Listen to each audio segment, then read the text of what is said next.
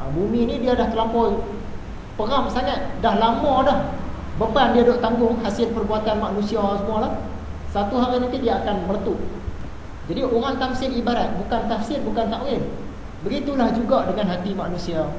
Hati manusia ni bila dia duk kena buli selalu, dia duk pendam, lama-lama meletup juga kemarahannya. Kan? Orang duk kata-kata sangat, lama-lama dia mengamuk juga satu hari. Macam itulah. Jadi dia ambil tafsir ibarat. Dan yang terakhir, orang pertikai. Kadang-kadang satu-satu orang tu dia tak ikut pun hukum hakam agama, tapi Tuhan bagi kat dia di dunia ni kemudahan. Kerja tinggi, rupa cantik, gaji banyak, hidup senang. Padahal dia semayang pun tidak kadang-kadang tu. Bahkan orang bukan Islam pun dia bagi lebih lagi daripada orang Islam. Jadi kita pertikai. Kalau macam tu lebih baik tak usah jadi orang Islam lah. Tak payah semayang, tak payah puasa lah. Sebenarnya kenapa jadi macam tu? Hadis riwayat Imam Tirmizi, Ibnu Majah dan Al-Hakim. Kata Nabi Muhammad, kalaulah dunia ni sama nilainya di sisi Allah dengan sehelai sayap nyamuk, sebelah sayap nyamuk, nescaya Allah tidak akan memberi minum kepada orang yang kafir walaupun seteguk air. Jadi yang Tuhan duk bagi kepada orang-orang kafir, duk bagi kesenangan kepada orang-orang yang duk lawan perintah Tuhan ni, tak mau ikut pun ajaran Tuhan. Yang diperintah tak mau buat, yang dilarang dia buat. Tapi dia dapat kejayaan di dunia ni, sebab Tuhan kata kejayaan dia di dunia ni sebelah sayap nyamuk pun tak sampai. Sebab itulah aku bagi kepada mereka ni. Yang kita ni di dunia tak dapat pun tak apa. Sebab di akhirat nanti tu dia seluas-luasnya. Bandingkanlah nikmat yang sebelah sayap nyamuk dengan nikmat yang seluas-luasnya. Mana yang kita nak, tentulah nikmat yang seluas-luasnya. Jadi di dunia ni kita bersabar. Kalau orang tu tak semayang, tiba-tiba dia dapat jadi doktor, dapat jadi lawyer, dapat jadi jurutera, gaji tinggi, tak apa. Tak apa. Bahagian kita di akhirat ada. Tapi kita kena usahalah juga di dunia ni. Itulah 4 perkara yang saya rasakan penting, yang dipetik daripada kuliah yang lalu. Sekarang nak masuklah kuliah hari ini.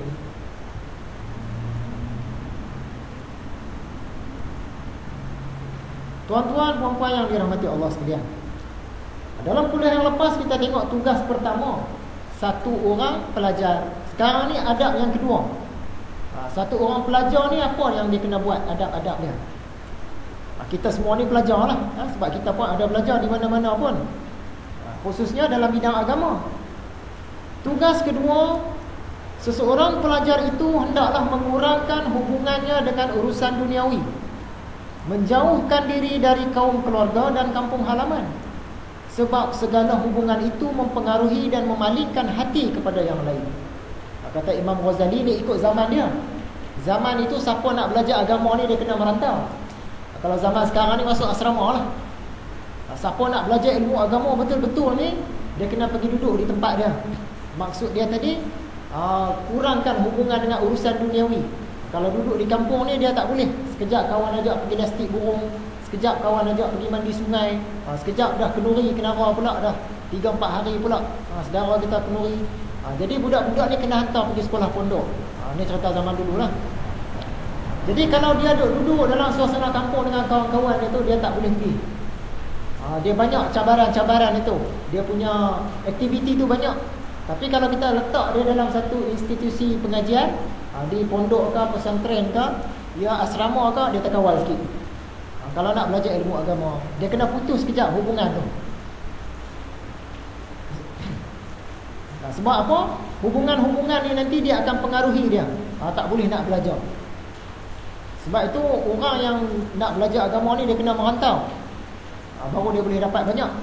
Belajar di tempat pun boleh, belajar di tempat sendiri pun boleh, asalkan ada usaha dan kesungguhan. Macam mana kita di rumah? Kita di rumah nak letakkan satu waktu untuk keluarga kita supaya dia lupa sekejap, yang lain dia tumpu pada agama sekejap. Kita boleh buat daripada masa maghrib tu sampailah kepada masa isyak, semua aktiviti dia berhenti. Ni dah masuk maghrib dah, berhenti. Nak apa? Nak tengok TV pun berhenti, nak dengar lagu pun berhenti, nak apa pun berhenti. Masa ni untuk baca Quran. Lepas tu selak buku-buku agama, kitab-kitab agama. Duduk nak buat taklim ke apa ke, Daripada maghrib tu sampai dekat isyak. Lepas isyak tu sambung balik lah. Nak buat aktiviti apa pun buat. Yang tu boleh. Kita letak satu masa antara maghrib dengan isyak tu, aktiviti lain semua berhenti. Masa ni untuk agama saja. Lupa sekejap. Lupa kita punya perniagaan, lupa sat. Sawah, ladang, lupa sat. Segala kebun-kebun, ladang-ladang semua lupa sekejap masa tu. Segala hobi kita, nak memburu, nak memancing, nak main bola ke, segala perniagaan, kedai-kedai, bengkel-bengkel, segala kita punya ternakan, kambing, lembu, ayam, itik, puyuh, ikan keli, ikan kelisa, belut, lintah. Sekarang ni lintah pun orang belah. Semua tu lupa sekejap. Bila kita tak boleh lupa yang tu, pelajaran ni dia tak boleh masuk banyak. Kena lupa sekejap. Jadi masa dia yang terbaik, salah satu dia kalau untuk keluarga kita, start daripada maghrib tu, berhenti sekejap semua aktiviti. Berita-berita tu sekejap boleh tengok, kemudian boleh tengok pukul 10, pukul 11 lagi. Berhenti sekejap, tumpu pada agama dulu. Apa nak buat masa tu? Boleh baca Quran, boleh baca bahan-bahan agama, tengok kitab-kitab, boleh buat baca hadis sama ahli keluarga ke, sampailah isyak. Dan isyak tu habis isyak, sambung balik dah. Nak fikir balik pasal sawah ladang pun boleh dah. Kalau kita tak buat pemisahan macam tu, dia memang tak ada satu masa untuk kita tumpu pada agama.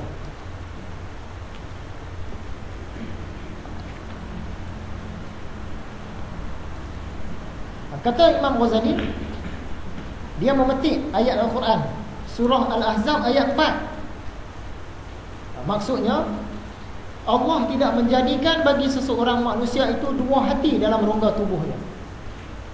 Jadi Imam Ghazali dia huraikan ayat ni. Tuhan kata dalam rongga tubuh badan kita ni tak ada dua hati, semua orang ada satu. Adakah hati itu yang dimaksudkan? Hati ni ada dua jenis. Satu hati yang zahir, satu lagi hati yang batin.